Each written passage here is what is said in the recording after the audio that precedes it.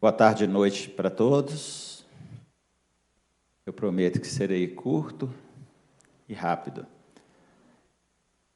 Sobreviventes estão aqui ainda no evento, antes que morram todos, desembargador Prudente, eu falarei muito rápido.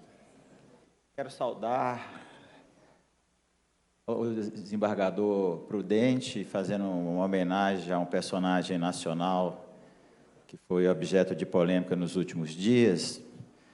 Dizer que o desembargador Souza Prudente é uma espécie de Chico Mendes jurídico da selva, mas de pedra, a nossa.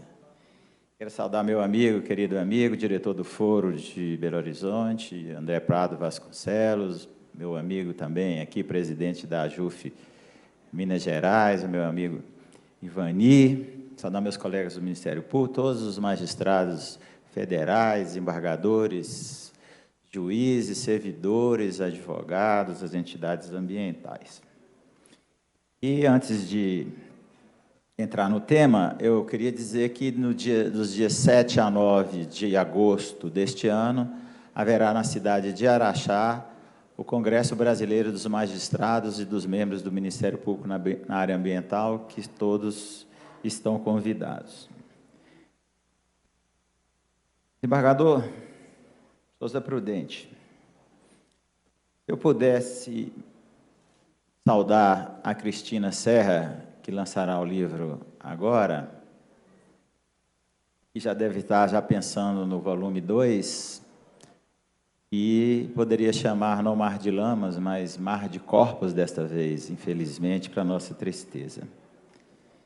E se eu pudesse, então, me referir aos tempos atuais, pegava emprestados uma frase do ministro Marco Aurélio, que ele tem repetido sempre, diria que nós estamos vivendo tempos muito estranhos, senhor presidente. O compliance ambiental, ele toma mais razão de ser depois dos casos da Samarco, tão referido aqui, cujo um dos coordenador da força-tarefa, no primeiro momento, está aqui presente, o Carlos Eduardo Ferreira Pinto, promotor de Justiça de Minas Gerais, e agora, no caso da Vale, não é Mariana e não é Brumadinho, é Samarco e Vale. E o compliance, para que aqueles que possam não conhecer o tema, é um programa que visa o fiel cumprimento das leis atinentes à prática empresarial, minimiza riscos, sobretudo no campo penal, e previne-os no âmbito da atuação da empresa, evita, de certo modo, a publicidade negativa perante os clientes e a sociedade, e também visa manter o bom nome, o desempenho, a lucratividade e a credibilidade da empresa.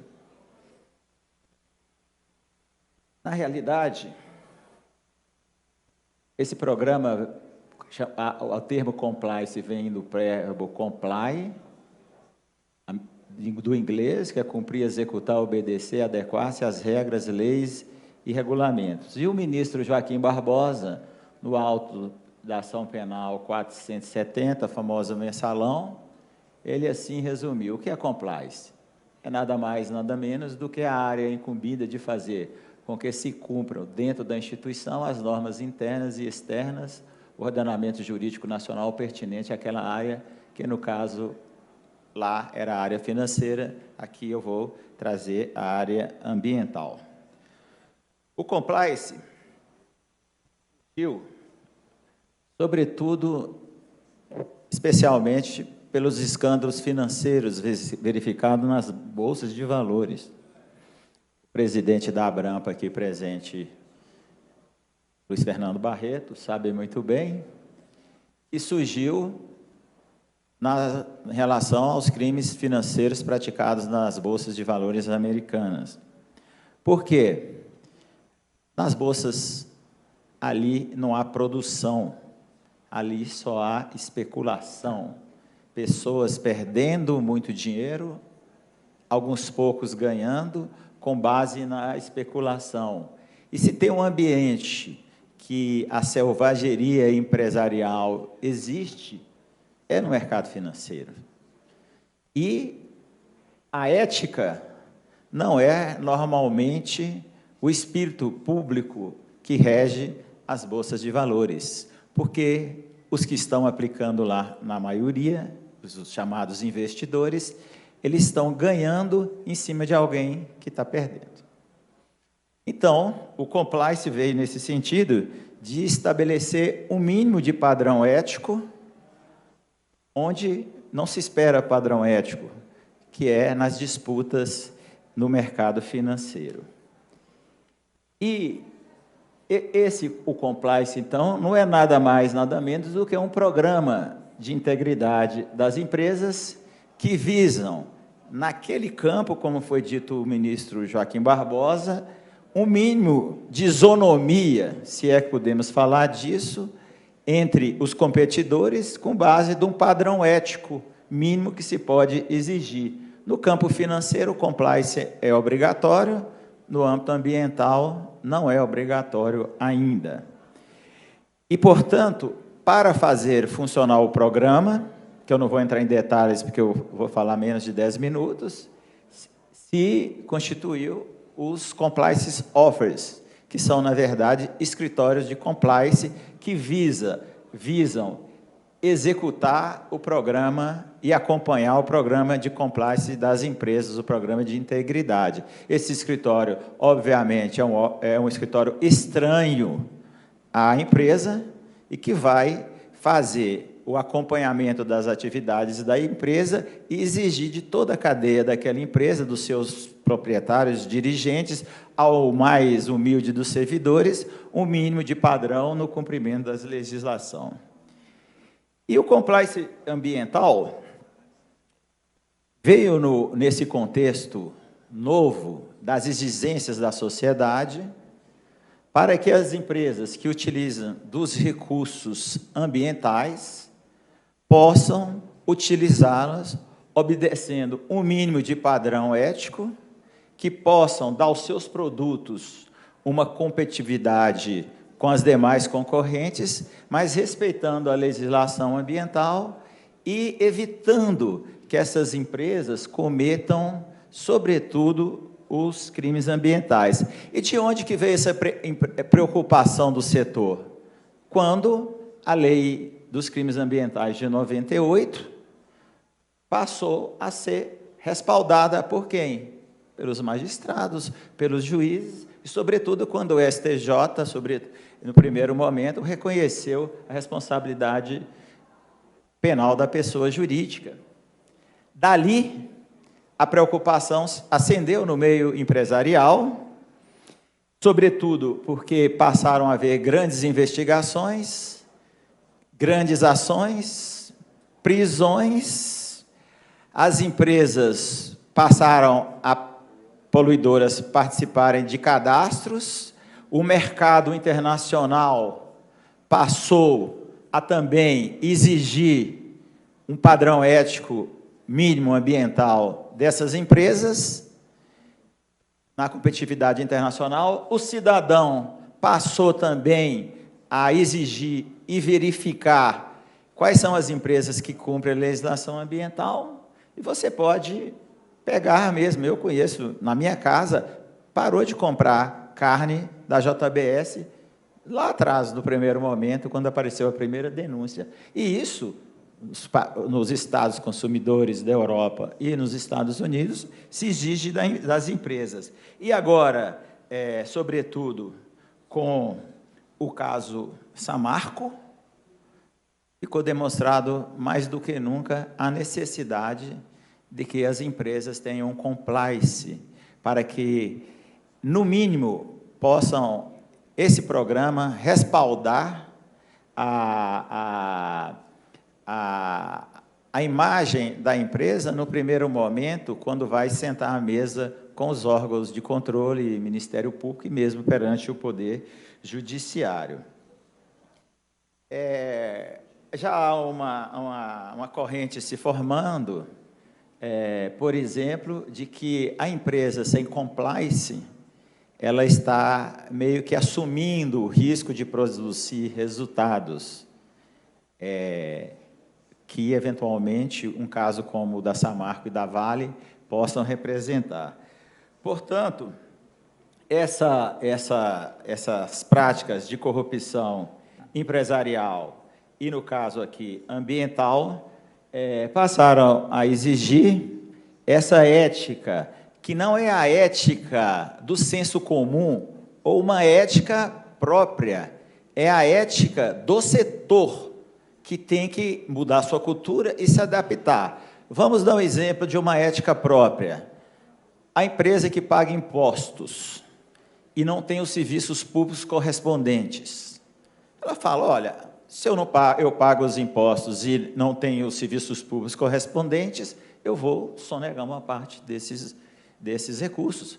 E vamos falar, nós, cidadãos, passamos por isso também, que nós pagamos o nosso IPVA e pagamos os pedágios e andamos em estradas horríveis, como eu andei ontem numa estrada de São Sebastião do Paraíso a Belo Horizonte, que eu paguei 6 pedágios e andei numa estrada horrível. E o cidadão, então, estabelece um padrão ético para ele. Essa ética empresarial que eu estou falando é uma ética diferente, não é a ética das pessoas, é a ética do setor.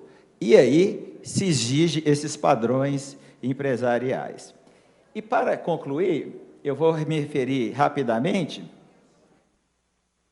que essa exigência que está assustando o meio empresarial, que está montando as suas bases de compliance, ela vem, sobretudo, quando essas leis aqui começaram a ser referendadas pelo Poder Judiciário e os órgãos de fiscalização, o Ministério Público promovendo as ações, que é a lei antitrust, os crimes tributários que já existiam, a lei anticorrupção, a lei das organizações criminosas, as leis de crimes ambientais, a improbidade administrativa e, efetivamente, as infrações administrativas ambientais. Daí porque o setor empresarial, por uma sobrevivência, passou a implementar os programas de integridade no âmbito das empresas. E aí, você chega aqui no sistema da tríplice responsabilidade. Eu vou falar aqui só rapidamente sobre o compliance ambiental no que toca aos crimes ambientais, só para verificar quanto trabalho tem o escritório de compliance, o Compliance Office. O escritório deve estar atento à lei de improbidade, sobretudo, às infrações administrativas, nós sabemos que essa matéria está toda regulada, no âmbito administrativo, mas, sobretudo, no campo penal, que eu queria trazer aqui muito rapidamente, os crimes que envolvem, obviamente, como todos nós sabemos, a pessoa jurídica, o seu órgão colegiado, aliás, a diretoria, gerentes e agora, inclusive, o responsável técnico, como ficou claro no caso da Samarco. E aqui nós temos aqui uma quantidade de crimes que vai desde a desobediência, que o compliance tem que, por exemplo, se ocupar, se a empresa está desobedecendo a ordem de funcionário público, mesmo o artigo 10 da Lei da Ação Civil Pública, que é um crime de reclusão, as práticas que geram crimes na Lei de Crimes Ambientais, aí tem vários deles, crimes contra a administração ambiental, crimes praticados na atividade fim, aí, se eu tivesse tempo, são vários potenciais causadores: agricultura, siderurgia, pecuária, mineração, caça, indústria moveleira, enfim, são vários esses crimes aqui que são as empresas potencialmente. Então, um programa de compliance pode evitar situações como essa de um grande empresário brasileiro, que certamente buscou cumprir a legislação, que de uma hora para outra se vê envolvido em notícias como essa, mesmo aqui no caso do Samarco, agora essa outra empresa também, fraudes aqui de empresas de leite em pó em Minas, o caso Brumadinho, com a Vale se tornando reincidente. Então, as empresas de compliance officer, agora, principalmente com o mar de corpos de Brumadinho, essa tragédia humana, social, ambiental, tem que começar também já cercar para que as empresas não comecem, e os seus dirigentes, incorrer, como talvez possa acontecer no caso Samarco, nos crimes comuns, como homicídio, né, culposo ou doloso, o mesmo dispor a perigo as pessoas. Então, essas empresas devem passar a se cuidar também disso. Muito rapidamente, para concluir, o que seria, então, o tema, o compliance nos tempos atuais? Todos sabemos aqui que um ato nocivo ao meio ambiente, um dano, pode gerar consequências administrativas, penais e civis. E, obviamente, a empresa ela tem que se proteger, se blindar de ser imersa a qualquer tipo de responsabilização como essa. Esse é o papel do compliance officer.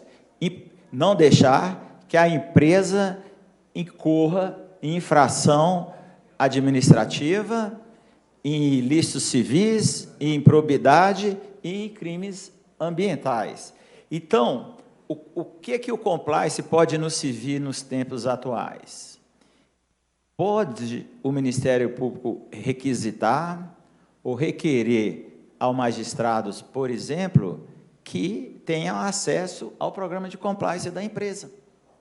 E lá vai ter certamente os alertas que o compliance officer fará à empresa, aos seus dirigentes, aos seus diretores, a cadeia de responsabilidades que o compliance vai implementar na empresa. Então, esses dados podem servir muito a investigações e individualizações de condutas. É um programa obrigatório em vários setores, as empresas estão implementando até por competitividade empresarial do mercado exterior e também para se apresentar para a sociedade e no meio do setor que disputa o mercado. E esses métodos de investigação, nós podemos chegar muitas informações, porque o compliance ele está distante do dia a dia da empresa. Ela é como se fosse um fiscal contratado para não deixar que os dirigentes sejam envolvidos em crimes ambientais e outras práticas nocivas ao meio ambiente. Para concluir, eu queria fazer uma referência aqui à situação de Brumadinho.